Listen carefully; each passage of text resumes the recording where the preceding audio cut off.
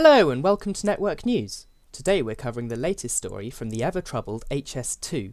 that being that following the scrapping of its northern legs to Manchester and Leeds, it's likely that its rolling stock will need to be redesigned before it's even entered service. This is surrounding concerns with the platform train interface, meaning the gap between the train doors and the platform edge at existing stations on the West Coast Main Line.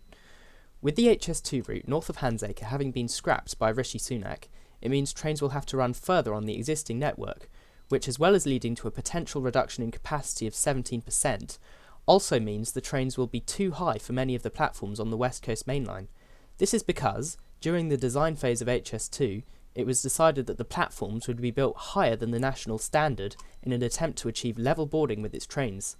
However, similarly to Crossrail, this means that outside of the new HS2 infrastructure, trains would be higher than the platforms at existing stations. Now that the route of HS2 has been cut back so much, it means the trains will be spending longer on the existing network, re-prompting concerns over the decision to go with high-floored trains rather than trains closer to the national standard, with Network Rail's chief engineer Amanda Hall saying, "It is surprising that a manufacturer with a non-compliant train should win," to which Ben Rule from HS2 responded that it is complying with the contract, but whether the contract looks at this in the most compliant way is a question. In order to alleviate concerns, it's proposed that the trains will use a two-step solution, one for HS2 stations and one for stations on the existing network.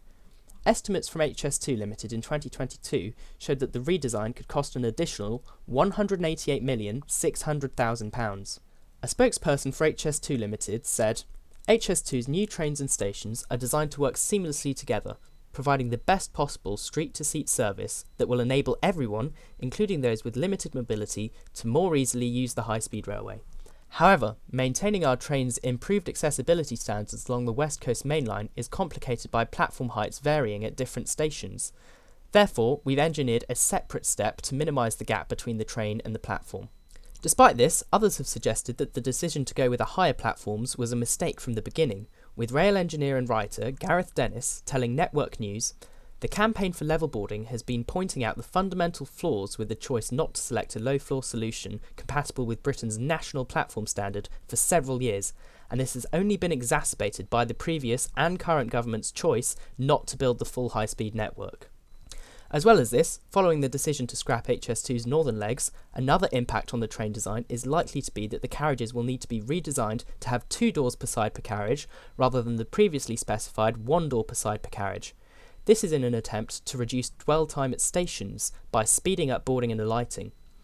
Depending on how this design plays out, it could lead to a reduction of seating capacity within the trains, and is once again a direct result of the decision to have an increased reliance on the busy existing network rather than allowing trains to run on a dedicated new build line.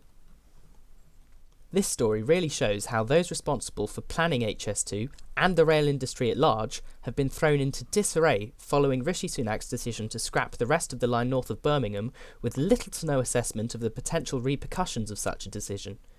It also raises questions over whether or not HS2 Limited made the right decision initially to build the line with platforms higher than the national standard. Such a move might be excusable if the high-speed network is to remain entirely segregated from the conventional network, but even the original plan for HS2 still relied on running on the existing network to serve destinations such as Glasgow, Edinburgh and Newcastle, let alone now, where many of HS2's services will spend longer on the existing network than they will on the high-speed line. Anyway, let me know what you think about the redesign in the comments below. Do you think any other changes will need to be made? I have heard some speculation that unless the northern leg is revived, at least as far as Crewe, the trains will also have to have more carriages added to them in order to avoid a reduction in capacity. Subscribe to Network News for more updates like this, and thanks for watching.